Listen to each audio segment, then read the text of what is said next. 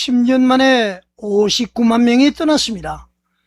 예장통합은 이 숫자 앞에서 무릎을 먼저 꿇어야 되지 않을까요? 여러분 안녕하십니까? 한국교회 정화방송 만화임 뉴스입니다. 오늘은 예장통합총회의 교세 통계 한번 살펴보겠습니다. 조금 전에 얘기를 했습니다만 먼저 숫자 하나를 말씀드릴까요? 58만 9,990명.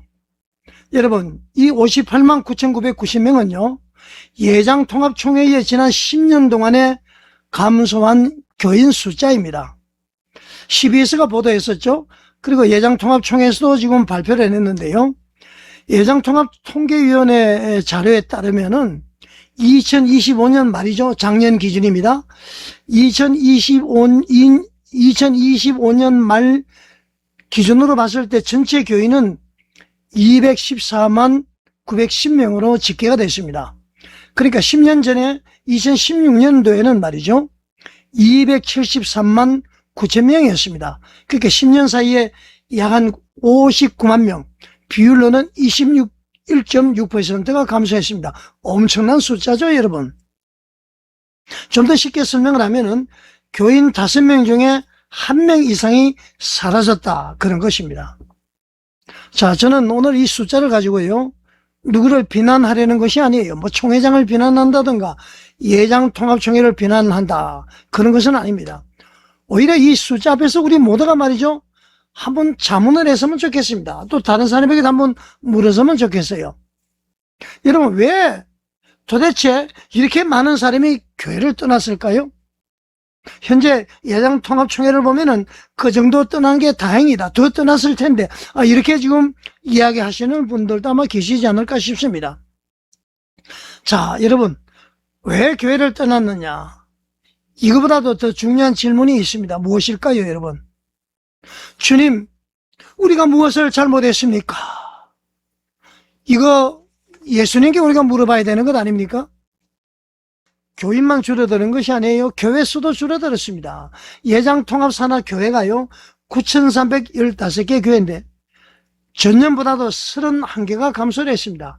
신설 가입 교회가 39개, 폐교, 교회가 없어지고 탈퇴한 교회가 65개, 통폐합 교회가 30개였습니다. 그러니까 감소한 것이죠. 그리고 더 놀라운 것, 너무 놀라운 것 얘기해서 죄송합니다만은 세례교인 50명 이하 교회가요, 전체 6,003개 교회입니다. 전체의 63.8%죠. 그러니까 세례교인 50명 이하면은 장로 2명도 선출하지 못하는 교회죠. 30명이면 1명 선출하고 앞으로 더 1명 할 수 있지만은 세례교인 30명당 장로 1명이니까 50명이면은 장로 2명이 심우할 수 없는 교회입니다. 50명 이하 교회가 6,003개. 자, 자립대상교회 스스로 말이죠, 목사님들 사립이라든가 모든 교회 치리에 필요한 그런 자립대상교회는 3,387개 교회, 그러니까 약 36%에 달한다는 것이죠. 여러분, 수치를 나열하니까 좀 머리가 아프죠? 중요한 부분 제가 말씀드리겠습니다. 몇몇 대형 교회만 우리가 바라볼 때에 한국교회가 괜찮다, 이렇게 말할 수 있을까요? 지역의 작은 교회가 무너지고 있고요, 농어촌 교회의 미자립 교회가 어려움을 겪고 있습니다. 그런데 우리 총회 노회 지금 무엇하고 있죠? 무엇을 놓고 지금 무엇을 하고 있습니까? 교회의 미래보다도 자리와 권한이 더 중요하다, 이렇게 하면서 말이죠, 부총회장 되기 위해서 머리가 터지도록, 그리고 말이죠, 총회를 하면은 뭐 위원장, 부장 자리 앉기 위해서 말이죠, 물밑으로 돈을 쓰고 뭐 그런 얘기가 지금 많이 회자되는 것 아닙니까, 여러분? 돌아봐야 됩니다, 여러분. CBS에서 말이죠, 이거 보도하면서 신뢰를 지적을 했습니다. 현재 예장통합총회 서기가 김성민 목사님인데요, 이 김성민 목사님이 아마 예장통합 통계위원장까지 겸직하는 것 같습니다.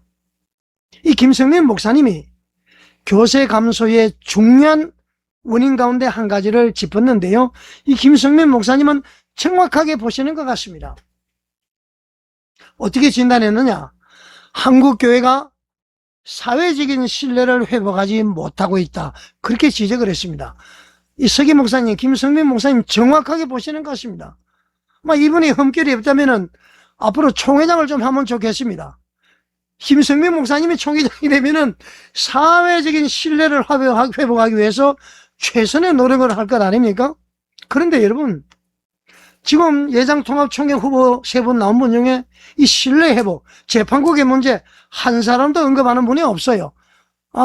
전세광 목사는 아마 언급을 하는 것 같습니다. 총회 개혁, 신뢰 회복 그렇게 이야기하는 것 같습니다. 설교, AI, 기후변화, 무슨 기후변화가 지금 중요합니까? 지금 교회가 사라지는 판국에 말이죠. 부총회장 후보님들 정신 차리시기 바랍니다. 김성민 목사님, 이분 그냥 서기에서 바로 부총회장 하면 안 됩니까? 사회적 신뢰를 회복하지 못하고 있다. 정확하게 보신 겁니다. 이 말은 말이죠. 뒤에도 얘기가 나오지만 목사가 잘못하고 있다. 그런 얘기입니다. 자, 저는 이 김성민 목사님, 이 목사님의 말씀을 아주 무겁게 받아들여야 된다. 우리 모두가. 여러분, 사람들은 이제 설교만 듣지 않습니다.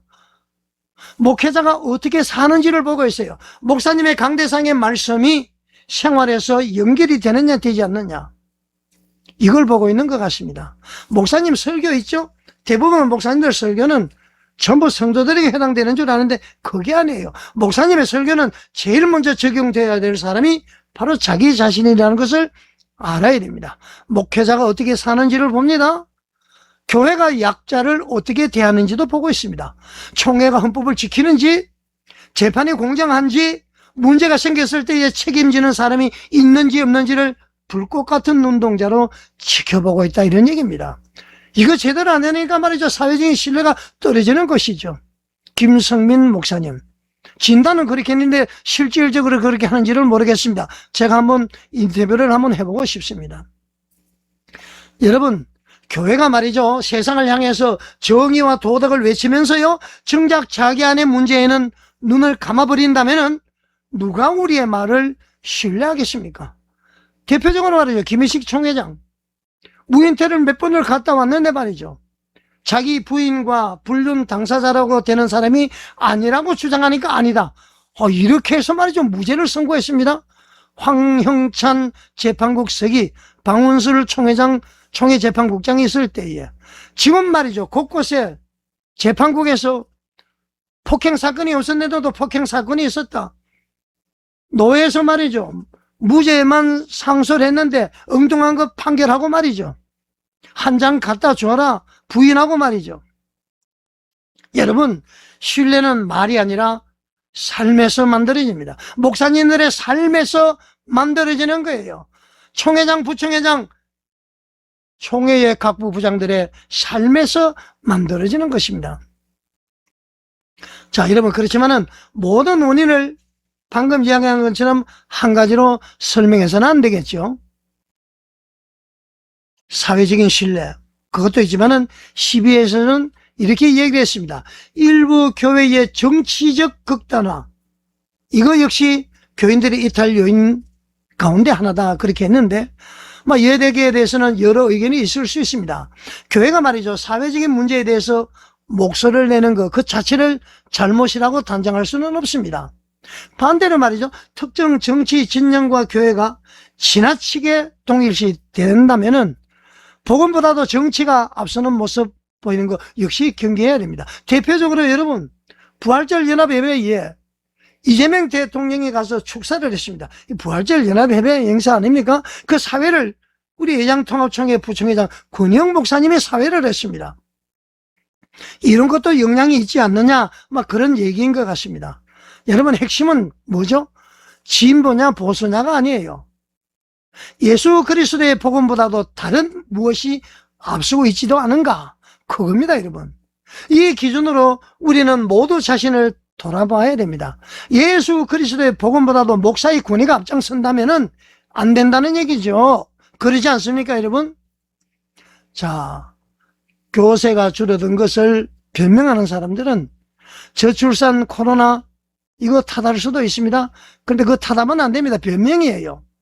물론 교세 감소에 말이죠. 저출산, 또 고령화, 지역 인구 감소, 코로나19 이후의 변화, 이 여러 외부 요인이 있을 수 있습니다만은 조금 전에 얘기했듯이 그것만 얘기해서는 우리가 아무것도 달라지지 않습니다. 시대가 변해서 그렇다. 젊은 사람들이 믿음이 없어서 그렇다. 왜 젊은 사람들이 믿음이 없을까요? 이렇게 말하기 전에 먼저 우리는 우리 자신에게 한번 물어봐야 됩니다. 혹시 우리가 그들을 떠나게 한 것은 아닙니까? 교회 분쟁과 지도자의 도덕성 문제, 재정 문제와 권력 다툼, 이거에 실망한 사람들은 없을까요? 그래서 가난한 성도들이 증가한 거 아닙니까? 사랑을 말하면서 말이죠. 서로 싸우고 뭐 그런 모습을 보여주면 안 되는 것이죠. 용서화해는 사랑의 시작이나 용서화해 물론 중요하죠. 회개를 먼저 해야 되는 것 아닙니까? 자, 여러분, 지금 필요한 것은 이것을 회복하기 위해서 말이죠. 프로그램을 개발해야 됩니까? 그렇지 않습니다. 교인이 줄면은 우리는 항상 새로운 프로그램, 무엇을 연구를 하고 계획을 하는데요. 그러게 전부일까요? 전도 행사를 만들고요. 젊은 세대가 좋아할 문화를 찾고요. 물론 필요합니다. 분당 갈보리 교회는 말이죠. 뭐 클럽, 나이트 클럽처럼 막 변화시키고요. 성도들에게 개똥 차반의 행사를 하는 목사들은 외부의 팀들을 초청해서 부흥 전도 행사를 하고요. 됩니까? 그거 안 됩니다, 여러분. 제가 너무 좀 흥분했나요, 여러분? 쓰러져가는 한국교회를 보면서 너무 답답해서 지금 말씀드립니다. 여러분, 그런 프로그램보다도 먼저 해야 할 것이 있습니다. 무엇일까요, 여러분? 바로 회개입니다. 저부터 말이죠. 회개하겠습니다. 목사는 목사답게 돌아가야 됩니다.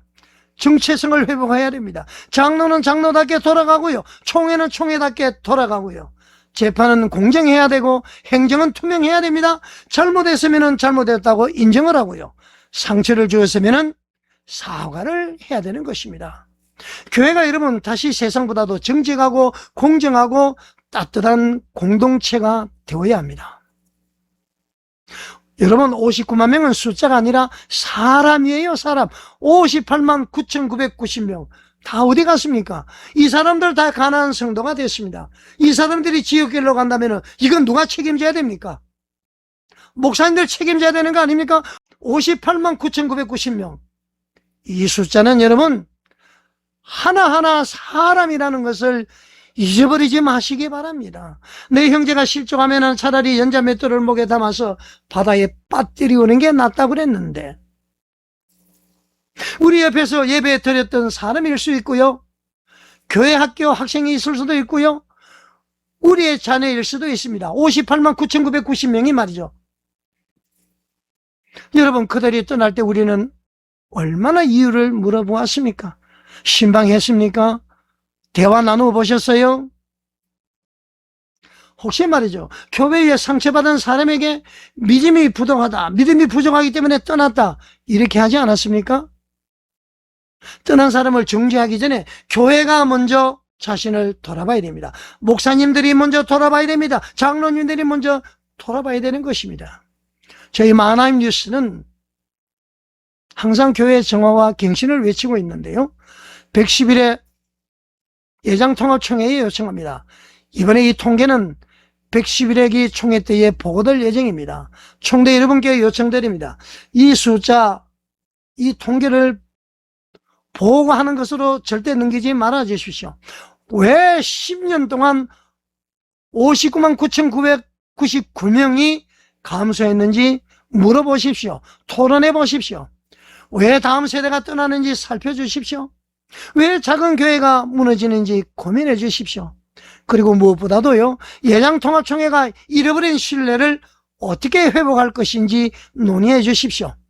부총회장 후보님들도 말이죠. 내가 총회장이 돼야 된다는 것이 아니라 이 문제를 논의를 해야 됩니다. 여러분, 총회 개혁은 조직을 몇 개를 바꾸는 것으로 끝나지 않습니다. 제도 개혁도 물론 해야 되지만은 사람의 개혁이 필요합니다. 우리의 회개가 있어야 됩니다, 여러분. 그러지 않습니까? 부회장, 부총회장님, 후보님들 아시겠어요? 사람의 개혁, 우리의 회개가 있어야 됩니다. 먼저 무릎을 꿇읍시다. 마나임 뉴스는 총회 개혁의 필요성을 계속 이야기하고 있습니다. 자, 그러나 개혁은 다른 사람만 바꾸는 것이 아닙니다. 그리고 오죽했으면은 말이죠, 총회 개혁을 위한 비상 모임이 결성이 됐을까요? 총회가 잘못했다, 재판국이 잘못했다, 누가 잘못했다고 외치는 것만으로 우리는 부족하지요. 개혁을 말하는 우리 자신도 말씀 앞에 서야 됩니다. 말씀의 거울 앞에 서서 나에게 흠결이 있는지 살펴봐야 됩니다. 말씀의 거울에 나를 붙이워 봐야 됩니다. 그리고 회개해야 됩니다. 주님, 제가 잘못했습니다. 주님, 우리가 잘못했습니다. 이런 고백이 있어야 됩니다. 한 영혼보다도 우리의 자리를, 여러분의 자리를 더 중요하게 여기지 않았습니까? 다음 세대를 걱정하면서 정작 그들에게 본을 보이지 못하지는 않았습니까? 사랑을 설계하면서 싸우고요, 용서를 설계하면서 용서하지 못하지는 않았습니까? 주님, 우리를 불쌍히 여겨주십시오. 자, 여러분, 숫자를 회복하기 전에 신뢰를 먼저 회복해야 됩니다. 300만 명을 만들겠다, 400만 명을 만들겠다, 이런 쓸데없는 이야기하기 전에 신뢰를 회복해야 됩니다. 사랑하는 예장통합총회 목사님들, 장로님, 성도 여러분, 그리고 현재 214만 명 성도님 여러분, 우리는 숫자보다도 더 중요한 것이 있습니다. 조금 전에 얘기했죠. 바로 교회의 신뢰입니다. 25년 만에 214만 명이면은 지금은 제가 볼 때는 더 줄었을 것 같습니다. 숫자보다 교회 신뢰. 여러분, 목회자가 다시 존경을 받고요, 총회가 다시 신뢰를 받고, 재판이 공정하다는 믿음을 주고요, 작은 교회가 희망을 가지고 아이들과 청년들이 다시 교회를 사랑할 수 있어야 합니다. 그것이 진정한 교세 회복입니다. 여러분 어떻게 생각하십니까? 58만 9,990명, 오늘 이 숫자 앞에서 말이죠, 남을 탓하기보다는 먼저 무릎을 꿇었으면 합니다. 그리고 하나님께 한번 물어보시죠. 주님, 사람들이 왜 떠났습니까? 그리고 한 걸음 더 나아가서 주님, 우리가 무엇을 잘못했습니까? 바로 그 질문에서, 그 스스로 묻는 자문에서 회개가 시작이 되고요, 회개에서 개혁이 시작이 되고요, 개혁에서 신뢰의 회복이 시작될 것입니다. 주님, 우리 교회를 불쌍히 여겨 주십시오. 주여, 떠나는 다음 세대를 붙잡아 주십시오. 주여, 한국교회를 다시 걸어가게 하소서. 그리고 주님, 우리 총회를 새롭게 하소서. 여러분 어떻게 생각하십니까? 시청해 주셔서 감사드립니다.